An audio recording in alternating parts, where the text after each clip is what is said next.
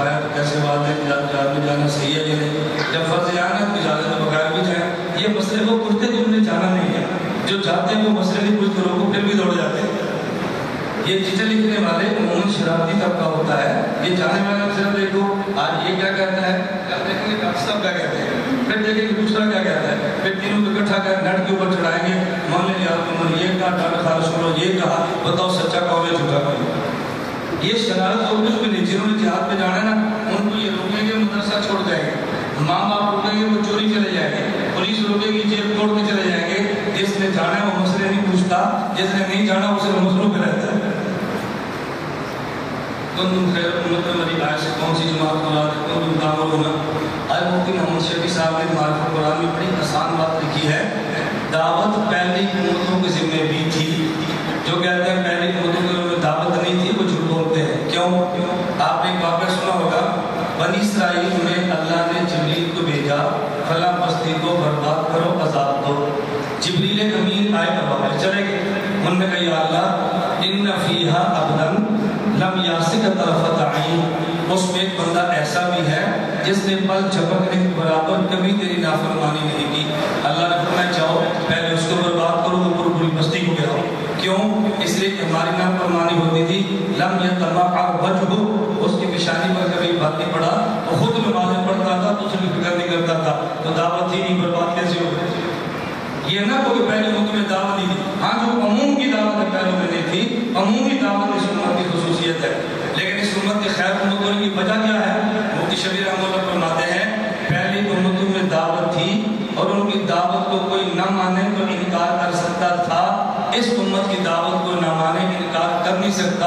ان کی دعوت کی پشت پہ کتاب نہیں تھا، ان کی دعوت کی پشت پہ کتاب موجود ہے، اس پشت پہ کتاب ہونے کی وجہ سے پہلی امت ہے۔ یہ مفتی اعظم پاکستان کی تحقیق ہے، اور کتاب کو چھوڑ کے دعوت پھر امت کو، یہ تعریف ہے کہ قرآن نہیں۔ اللہ تعالیٰ ہر جگہ موجود ہے تو پھر نسبت اوپر کیوں کی جاتی ہے؟ یہ مستقل اس پر میرا کتابچہ ہے القواعد فی العقائد کے نام پہ، اور مفصل اس پہ بحثیں میری موجود ہے، آپ سن بھی سکتے ہیں اور پڑھ بھی سکتے ہیں، کیونکہ آپ نے ایک سوال کی وجہ سے ایک کا جواب دیتا ہوں۔ جب اللہ ہر طرف ہے تو نسبت اوپر کیوں کرتے ہیں؟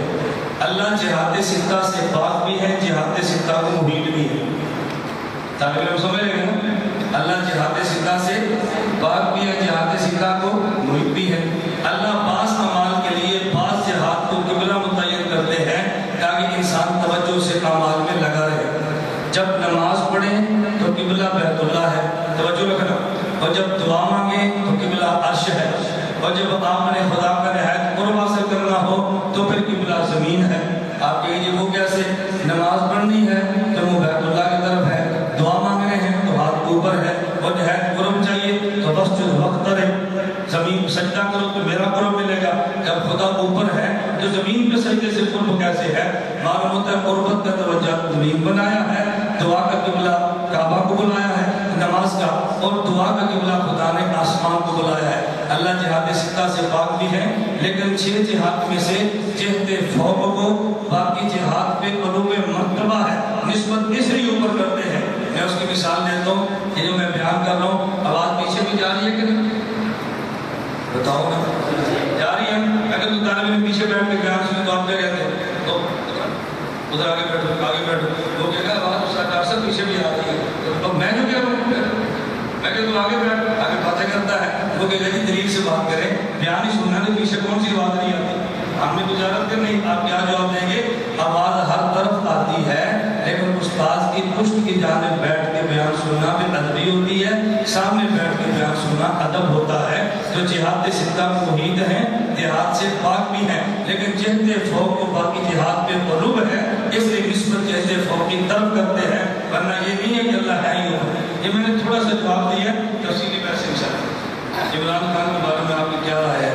عمران خان کے بارے میں ہماری رائے ہے کہ ہم نے الیکشن سے پہلے دی، آپ نہیں دیتے، الیکشن سے پہلے میں نے رائے دی ہے، ویڈیو بنا کے میں نے فیس بک پہ اپنا بیان ریکارڈ چلا دیا ہے، ahnamedia.com پہ موجود ہے، ahnamedia سروسز پہ موجود ہے۔ ہماری رائے ہے کہ عمران خان یہودی لابی آدمی ہے اور یہ علماء کا مخالف ہے، اور اس کو اس لیے بھیجا گیا ہے کہ نئے ٹیلنٹ کے نام پہ، نئی طاقت کے نام پہ لاؤ تاکہ لوگ یہ تاثر کہ نیا بندہ آزمائے۔ میں نے کہا نیا ریانی ہے، یہ تو 20 سال سے تحریک انصاف بنا کے چل رہا ہے، نیا کیسے ہے؟ پچھلی اسمبلی میں 5 سال تک حکم رہا تو نیا کیسے ہے؟ 5 سال کے بعد بھی نیا، ہمیں تعجب ہے۔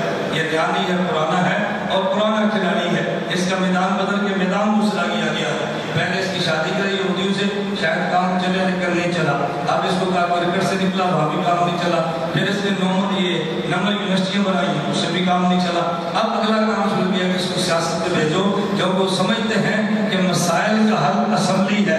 یہ بات تمہیں نہیں سمجھ رہا، یہ بات آپ کو سمجھ نہیں آ رہی۔ یہودی کا بھی سمجھ لیا کہ پاکستان کے مسائل کہاں خراب ہونے ہیں، وہ ٹھیک نہ ہونے اسمبلی میں۔ جب ہماری جمعیت بات کرتی ہے اسمبلی میں جاؤ، اور اس کا دماغ پر اسمبلی میں کیا کرنا ہے؟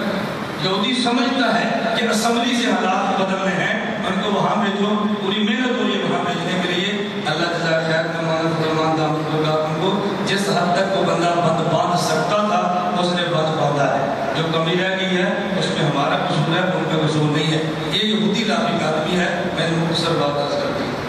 اگر کوئی شخص قرآن پاک پہ ہاتھ رکھ کے کہتا ہے علاج نہیں، جس کی بیماری سخت ہے، اس کو قسم توڑنا چاہیے، قرآن کریم کی قسم ہے ہی نہیں تو توڑنا کیا ہے؟ قرآن کے نام پہ قسمیں اٹھانا، یہ تو قسمیں نہیں بنتی ہے تو توڑنا کیا ہے؟ قسم تو ہوتی ہے اس کلام کی جو اللہ کا کلام ہے، جو غیر لفظی ہے۔ پہلے مسئلہ ہوگا کہ اس قرآن پر ہاتھ رکھ کے قسم اٹھانا جائز بھی ہے کہ نہیں، اگلا مسئلہ ہوگا کہ اس کو توڑنا بھی ہے کہ نہیں۔ تو جو مسئلہ بنتا ہے اس پر چلنا چاہیے۔ اللہ میں بھی توفیق عطا فرمائے، اللہ مجھے بھی اور آپ کو بھی اکابر علماء دیوبند کے نقش قدم پر رہنے کی توفیق دے۔ وآخر دعوانا الحمدللہ رب العالمین والصلاة والسلام علی رسول وعلی آلہ وصحبہ اجمعین۔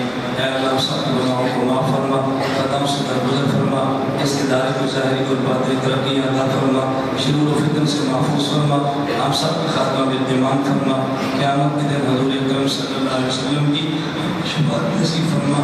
وصلی اللہ تعالی علی رسول